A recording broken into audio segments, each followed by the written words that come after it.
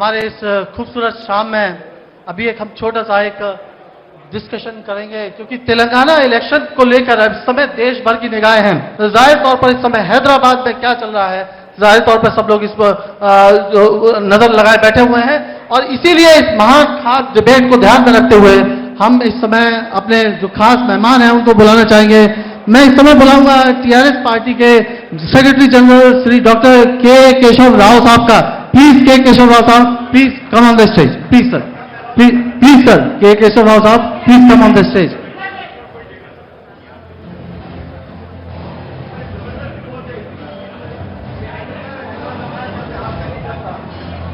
Sir please.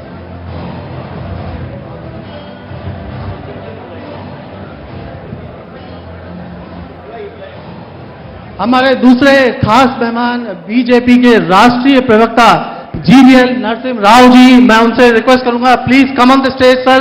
एक तालियों के साथ हम उनका स्वागत करना चाहेंगे। जीवीएल नरसिम्हा राव जी।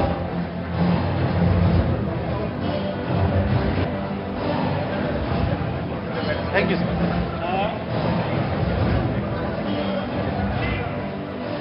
हमारे साथ टीडीपी के ex member of parliament Ravula Chandrasekhar Reddy मौजूद हैं। मैं उनसे दरख्वास्त करूंगा कृपया स्टेज पर आए। एक तालियों के साथ हम उनका स्वागत करेंगे। रावला चंद्रशेखर जी। क्या हो रहा शेखर? मैंने आज बोला जबरदस्ती है लोग की, तो क्या करती है जबरदस्ती नहीं। और हैदराबाद की, अगर हैदराबाद में ये शो हो रहा है और हैदराबाद से मजलिस बचाओ तहरीक के पार्टी के जो राष्ट्रीय अध्यक्ष हैं फरतुल्लाह खान साहब को मैं बुलाना चाहूंगा, वो भी प्लीज स्टेज पर आएं और हमारे साथ स्टेज को शेयर करें। जी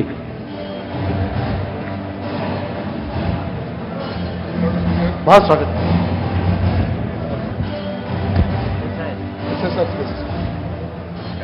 ब्रदर आदाब साहब। आदाब आदाब। और ऐसे साहब ये आपका माइक है। Okay ma'am, thank you.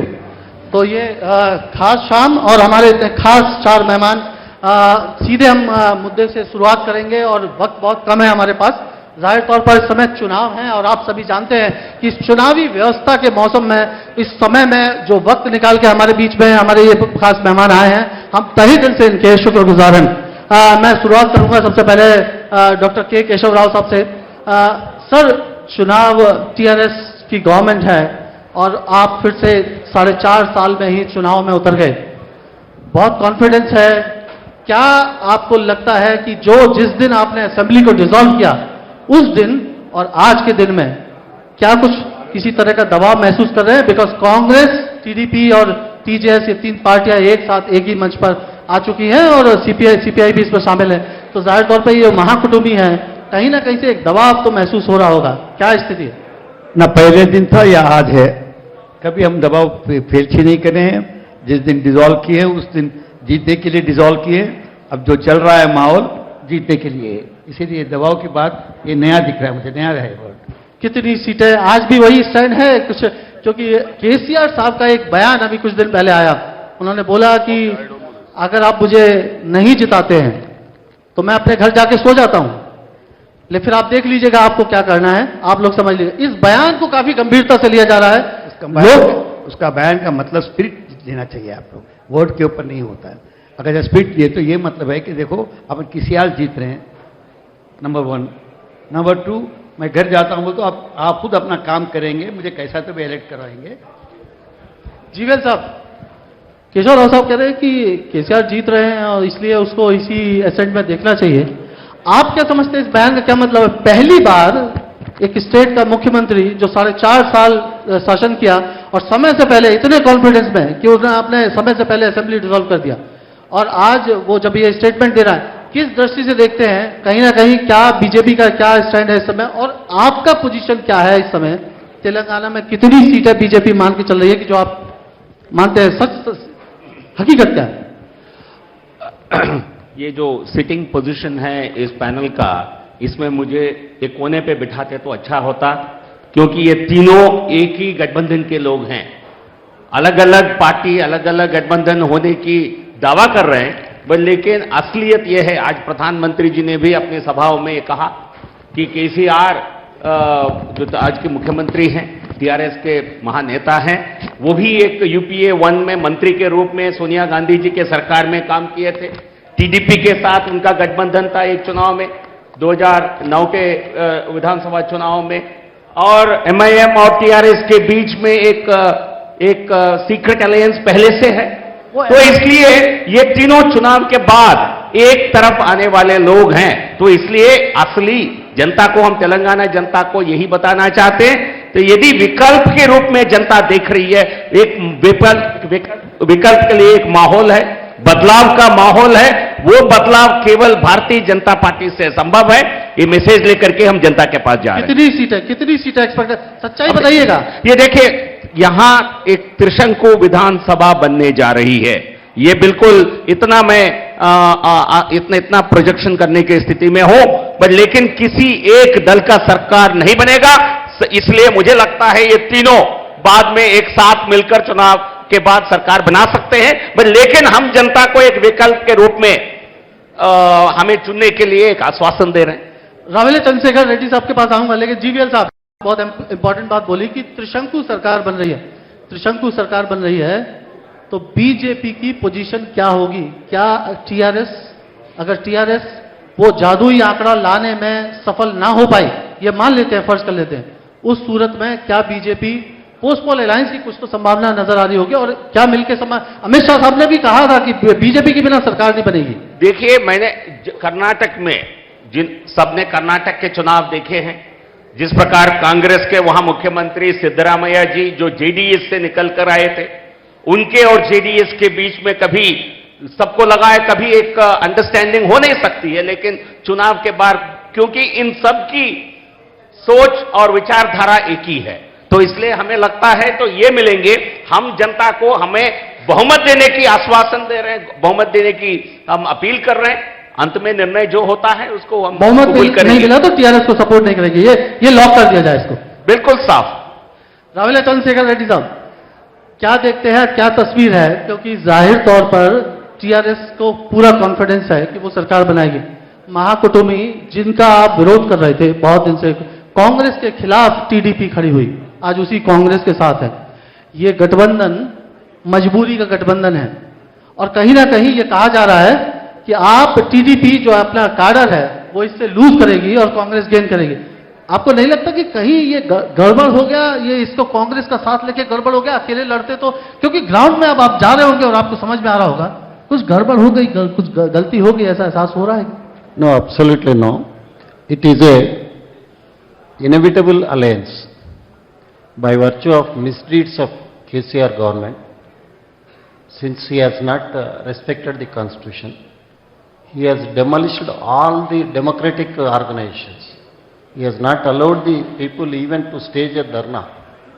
He is unable to meet the people.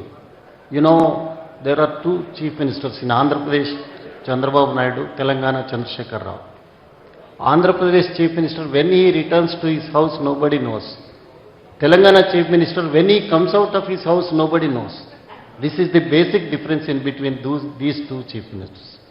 And day in and day out, KCR is criticizing Chandrababu Naidu, saying that on September 6th, I request you to recollect his speech after dissolving the assembly.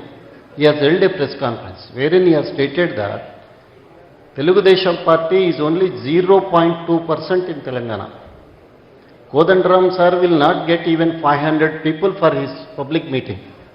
CPI is a paper party. Congress no leader. That was the statement made by him. Now, after 2 months, what he is speaking, if people does not vote for me, I'll take rest. So he has come down. His son in between, he stated that we will get a clear majority, otherwise I will retire from politics.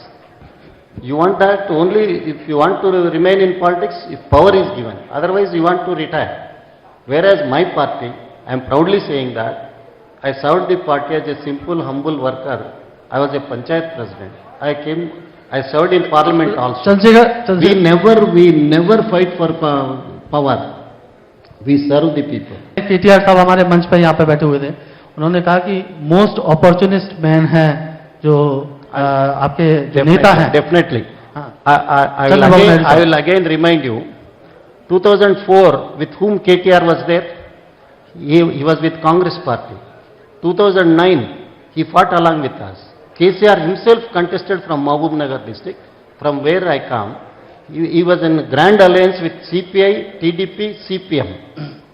And thereafter, before counting of elections took place, he went to Punjab and met BJP leaders. Who is opportunist? And this election, he says he is going alone. On one hand, he says he is going alone. On the other hand, he is holding hand with MIM in right hand, BJP in left hand. Ours is Keshav Rao साहब से पूछूं ऐसा जवाब? ours is a known alliance. It is a hidden alliance, wherein Jagan Mohan Reddy also joined, Pawan Kalyan also joined. No, everybody knows why they are not contesting. दोनों हमारे साथ, आपने जो आरोप लगाया, दोनों हमारे साथ बीजेपी भी मौजूद है, टीआरएस के, उनसे भी पूछेंगे मैं सवाल, और इसका जवाब टीआरएस के साथ आखिर क्या चल रहा है, ये सवाल जनता के दिमाग में भी है और आखिर वो लोग इसका जवाब जानना चाहते हैं। लेकिन मैं पहले जो एमबीटी के जो प्रेसिडेंट हैं फरहतुल्लाह साहब, उनसे जानना चाहूंगा, ओल्ड सिटी जो खास करके हैदराबाद है, फरहतुल्लाह साहब, मैं ये जानना चाहता हूं, कौन एक हैदराबाद में जैसे ही आप एंटर करते हैं, एक शहर, एक हैदराबाद है जो हाईटेक सिटी है, अलग शहर है, एक हैदराबाद है ओल्ड सिटी है, जहां पहुंचने के बाद लगता है कोई दूसरी दुनिया है। Who is responsible? वो अलग ही लगता है, हैदराबाद लगता ही नहीं है। मैं हैदराबाद का रहने वाला नहीं हूं, लेकिन पिछले 7 साल से मैं हैदराबाद में हूं। मैं ओल्ड सिटी में जब जाता हूं तो मुझे लगता है कि ये कोई दूसरी दुनिया है। कौन जिम्मेदार है? कांग्रेस यहां पर रूल की, टीआरएस यहां पर रूल की, कौन जिम्मेदार है? आपके यहां एमआईएम जो है वो वहां के वो विधायक और सांसद वहां The first thing I want to clarify on this issue is there is no democracy in Hyderabad Parliament constituency, where the people got their aspiration to be highlighted through a fair and unbiased election. Continuously, any political party in power, whether it was the Congress, it was the Telugu Desam, or the present-day TRS, they have been, with vested interest, they have been handling the Owaisi family with a thought that through them only they can survive in Muslim votes. And that has reached to an extent there in every assembly constituency there are about 80 to 90,000 bogus votes enlisted in the voter list. Today even I came with all the relevant data.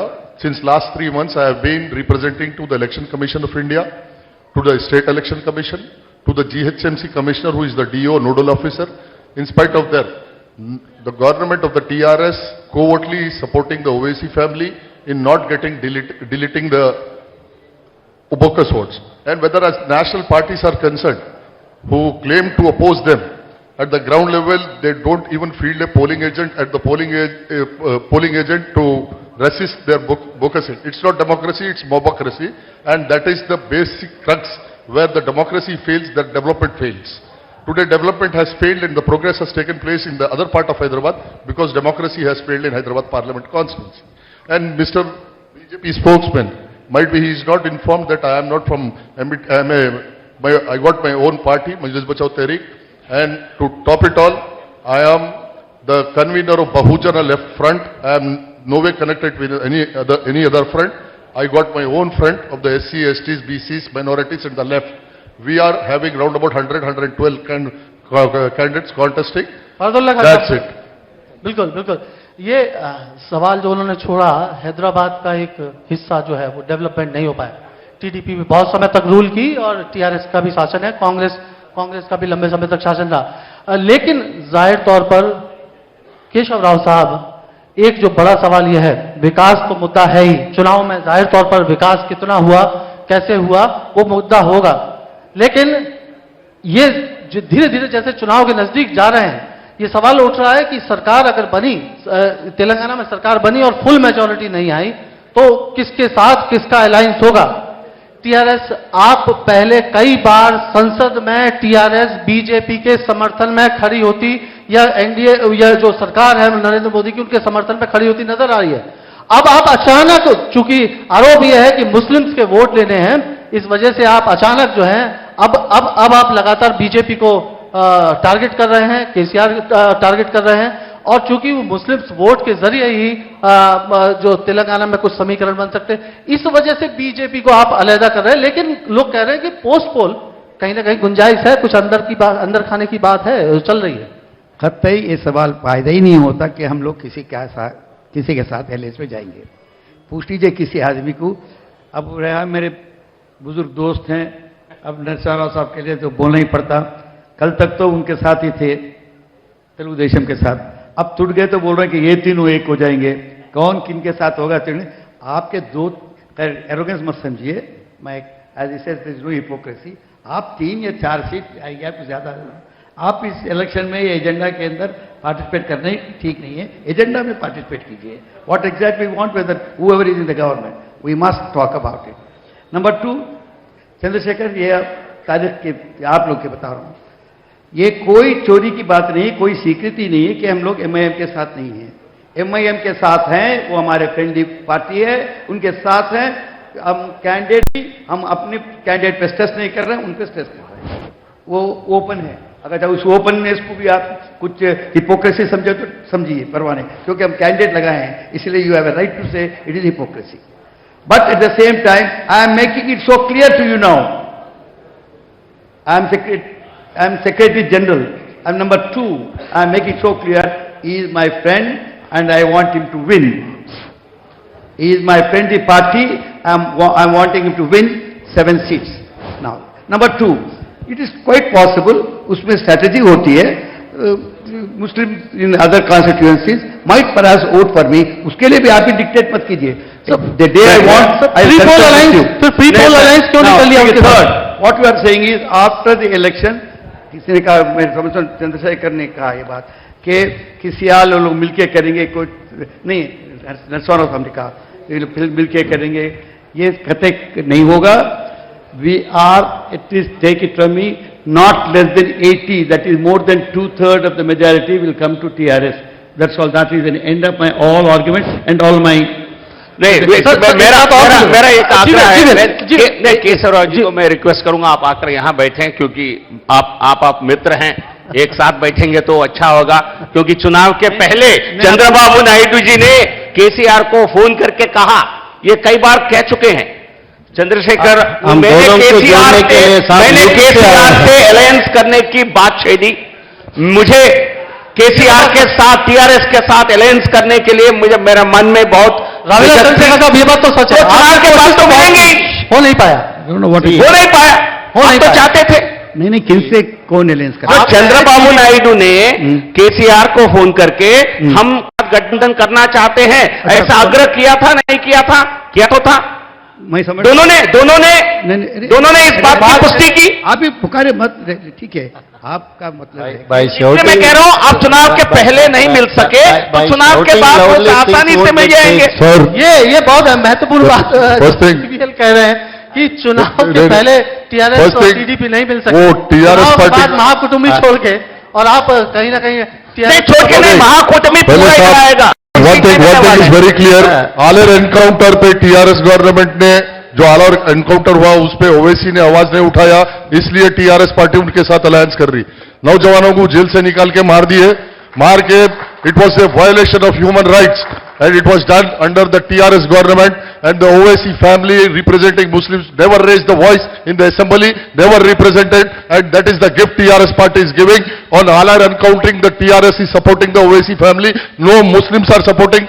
There is no democracy in Hyderabad, it's all mobocracy, state terrorism going on in Hyderabad. If there is a fair election, OIC cannot win a corporator election in Old City. अच्छा, बिल्कुल, मैं एक GVL आपने बात जो छेड़ी, मैं उसमें एक सवाल आपसे करूंगा, हालांकि ये थोड़ा जल्दीबाजी होगी क्योंकि अभी लोकसभा चुनाव को बहुत लंबा समय, खुद आना खासा मान लीजिए कि जो एनडीए है, जो बीजेपी है, उसको बहुमत नहीं मिला लोकसभा चुनाव में, उस कंडीशन में टीआरएस को क्या बातचीत नहीं करेंगे, सपोर्ट लेने की कोशिश नहीं करेंगे? उनके एंड से हम हमेशा सवाल करते हैं कि आप सपोर्ट करेंगे, आप बीजेपी के साथ। मैं आपसे जानना चाहता हूं, आप क्या प्रॉमिस करेंगे कि बीजेपी की तरफ से कि अगर ऐसी जरूरत भी पड़ी तो हम टीआरएस के साथ नहीं लेंगे? हमें अपने आप 282 से ज्यादा सीट 2019 में मिलेंगे, हमें इसको लेकर कोई संकोच नहीं है, तो इसलिए इसका कोई अर्थ ही नहीं है। पिछले बार भी हम अपने आप चुनाव लड़े थे तेलंगाना में, टीडीपी के साथ 1 सीट मिला हमें, इसके बावजूद हमें 282 मिले पूरे देश में। ये दोनों हमारे खिलाफ गठबंधन जुटाने में पूरे देश में भ्रमण कर रहे हैं। केसीआर जी भी इसलिए हमारे डर के कारण ही चुनाव एडवांस करके लड़ रहे हैं, ताकि चुनाव हारने के बाद बाकी राज्यों में जाकर के। No, let us be clear. Sir, one thing- If we are talking Sir, about Telangana, ये Bhaskar Rao commission report we है। are talking about national issue. We are talking about the Telangana election agenda, sir. I need your attention. This is the Bhaskar Rao Commission report. Bhaskar Rao Commission report में bomb blast करने वाले equity हुए। फरज साहब मैं आपके पास आ रहा हूँ। Please Keshav Rao ji give me कुछ कह रहे हैं। opportunity. फरज साहब मैं आ रहा हूँ आपके पास। जी जी जी जी डॉक्टर साहब आप कुछ कह रहे थे। He is trying to talk to you about the national scene. वहाँ 222 जीतेंगे, 250 जीतेंगे, 270 भी जीतेंगे, तो ठीक है, वो तो अलग डिबेट है। डिबेट यहाँ आप तेलंगाना की कर रहे हैं, जहाँ आपके कोई स्पेस नहीं है। ठीक है, you are a national party, by all means you are a respectable party, you are a national recognised party. आप एजेंडा में भी बात कर सकते हैं, लेकिन ये बात मत कीजिए कि मैं 4 ला लूंगा या 5 ला लूंगा, ये जरा ज्यादती हो जाएगी। लेकिन आप है कोई बात कीजिए, क्योंकि आपको बुलाए हैं सबके साथ। मैं यहाँ बैठे तो क्या वहां जीवीएल 4 या 5 हम जहां एक सीट नहीं थी हमारी, हमने वहां सरकारें बनाई। त्रिपुरा में एक सीट नहीं थी, सरकार बनाई। हरियाणा में एक सीट रहती थी हमारी, हमने मेजॉरिटी बहुमत जीत करके सरकार बनाई। ठीक है, ये टीआर इन सब का खेल है। सब मिलकर बीजेपी को कम आंकना चाहते हैं। मीडिया में बहुत कंट्रोल है इन सब का। यहां क्षेत्रीय मीडिया बिल्कुल इनकी बोलती है, तो इसलिए मीडिया में ये बात चला करके बीजेपी कहीं है ही नहीं है, तो हमें इस कॉन्टेस्ट से बाहर करने की षड्यंत्र रच रहे। लेकिन ऐसा बहुत हुआ, त्रिपुरा में भी हुआ, सक्सेसफुल नहीं रहे। हम यहां भी कोशिश कर रहे हैं, हमें उम्मीद है हमें बहुत अच्छे परिणाम मिलेंगे और यहां एक त्रिशंक विधानसभा बनेगी। राव चंद्रशेखर रेड्डी साहब, अगर मैं जो सवाल अभी डॉक्टर साहब से पूछा मैंने, केशव राव साहब से, अगर कहीं ऐसी सिचुएशन बनी कि बीजेपी के साथ मिलकर टीडीपी का साथ कुछ बन सकता है यहाँ पर, ये लड़ी रहे हैं 14 सीट पे, क्या वो हमारे साथ क्या मिलेंगे? फर्स्ट ऑफ ऑल, कोई ऐसा गणित हो सकता है वापसी आने का, कहीं ना कहीं गलती हो गई। एक बार चंद्रबाबू नायडू जो है वो बीजेपी के साथ थे, कहीं लगता है कुछ गलती हो गई, कुछ फंस गए मामला, और कहीं उसके साथ रहते तो ज्यादा बेटर होता। When a question is put to me, I'm in a position to answer. I don't need a spokesperson like GVL for me. No, but I don't need your strength, I'm saying. You are contesting only on 14 seats. So you can't give... Shouting and bulldozing... I'm only trying to clarify to him. Sir, I want to clarify, in 2019 elections, BJP at any cost will not come to power, sir. Why I will tell you. What you have done to the nation, sir, you have forced the entire people of this country to stand in queues before ATM by banning the demonetization. You have forced even small 6 years boy to 80 years old woman to stand before ATM. What is the outcome, sir? What you have done for the nation, sir? By demonetization, what you have achieved? Nothing is unearthed. No black money has come out. And another thing is this GST aspect. How much it is burden to a common man, a middle class person? ये सारी बातें, ये सारी बातें अब आपको nothing to the nation, sir. Chandrashekhar U turn minister हैं चंद्रबाबू, तो पहले ही समझ में डिमोनिटाइजेशन चंद्रबाबू नायडू जी का आइडिया था। उन्होंने खुले तौर पर मीडिया में कहा ये मेरी सारे क्रेडिट मुझे मिलना चाहिए, और पिछले अगस्त में उन्होंने देश को बताया मोदी जी जैसे प्रधानमंत्री देश में आज तक नहीं मिले हैं। तो मतलब ये हर दिन हर महीने बदलते हैं। ये बात तो सच है, हर दिन अपने राय बदलते हैं Chandrababu Naidu. Sir, this is totally incorrect. Today statement, अच्छा ये बताइए कि चंद्रबाबू नायडू साहब ने ये बात कही थी कि नहीं? पूरे क्रेडिट लिया था। Let me submit one thing. Today prime minister Narendra Modi ji has visited Mahbubnagar district, wherein he has criticized the Chief Minister of Telangana, saying that he will be going around the temples doing yagas, all those things. He believes and he trusts only some fruits or mirchi like things. And the other day in Parliament, he has praised the Chief Minister of Telangana, saying that he is the most matured. Who has taken U-turn, sir? In Parliament, you praise him like a matured Chief Minister. While coming to Mahbub Nagar during elections, you say that He does not believe in democracy. It is a family rule. For this purpose, we have fought for Telangana. Only 4 people are enjoying the power. This is the statement made by the Honorable Prime Minister today. A mature chief minister who failed in governance. You can be mature and also you can be a failure in governance. There is no contradiction. The contradictions are only in Mr. Chandrababu Naidu. Mr. Chandrababu Naidu has taken 1,000 U-turns in the last 3 years. GVL sir has got a phobia, Chandrababu Naidu phobia. I have no phobia. You have the Modi phobia. I understand. You have private. Mr. Chaudhary. I pity him for that. बारे में पूछ लेंगे I having क्या वाकई some- में phobia Sir, एक और मुस्लिम issue. One minute, एक sir, बात आपसे भी जानना चाहूंगा हालांकि एक minute. One thing. He is from Andhra Pradesh, sir, basically. Got elected from Uttar Pradesh. He never So went to UP. what? I am an Indian. I am an Indian. I am a member of parliament. I will speak about any state in the country. Prior to your entry in Rajya Sabha, I served in Rajya Sabha, sir. I know my responsibility. But Keshav ji was also there when I was He's still in there. parliament. I day in and day out personally criticizing Chief Minister Chandrababu But when you Naidu. make U-turns, What is the when you purpose? are a corrupt chief What is minister, the- when you are a corrupt as chief long minister, as we were with see, BJP, नोटबंदी he was नोटबंदी always का असर running. पूछ रहे हैं ना 120 shell companies वैस चौधरी का अभी निकले हैं अभी शेल कंपनीज में 5,700 करोड़ का घोटाला निकला है This is unfair, sir. एक नो बात 5,700 करोड़ आपने चूना लगाया बैंकों को shell He is companies the को controller क्या of the Director General. ये He is आर्थिक CAG.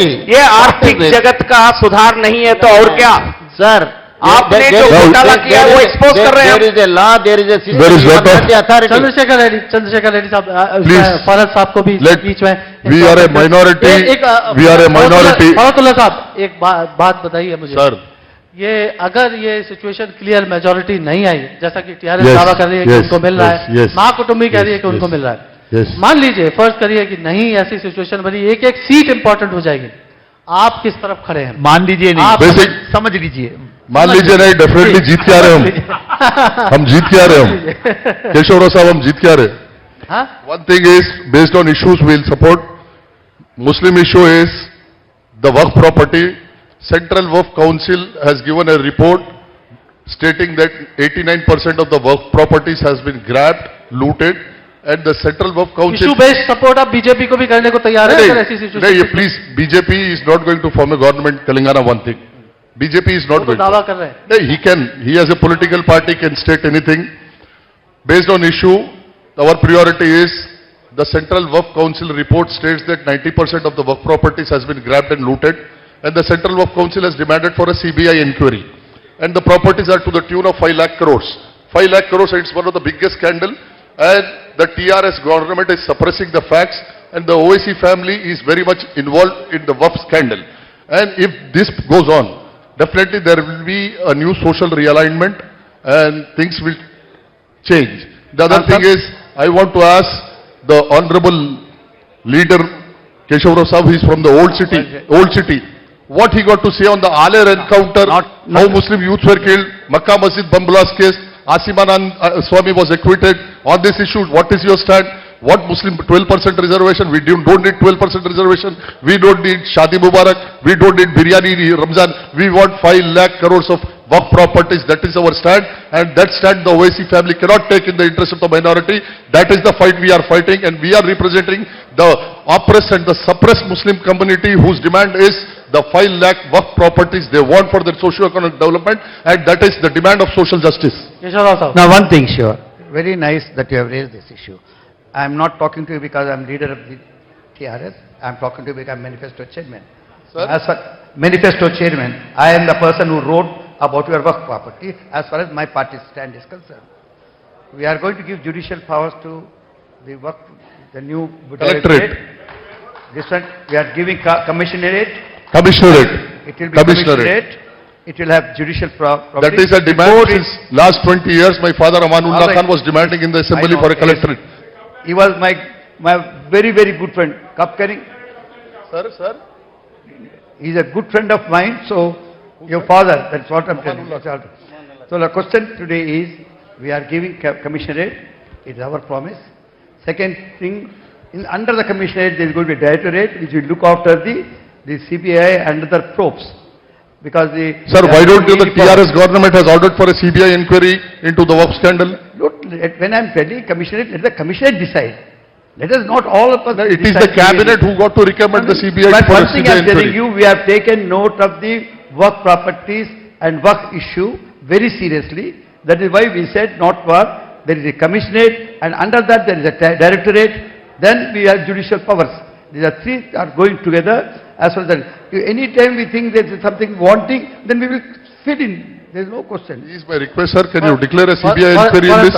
As a manifesto chairman, For- can you, आप ऐलान कर दीजिए कि हम CBI for- inquiry for- कराएंगे? फर्स्ट साहब, जाहिर तौर पर बहुत सारे आरोप है वक्फ की प्रॉपर्टी को लेकर, और टीआरएस गवर्नमेंट से लगातार ये मांग भी होती रही है कि वक्फ की प्रॉपर्टी में जो धांधलियां हुई हैं उसकी जांच हो और उस पर सीरियस एक्शन हो, हालांकि नहीं हुआ है।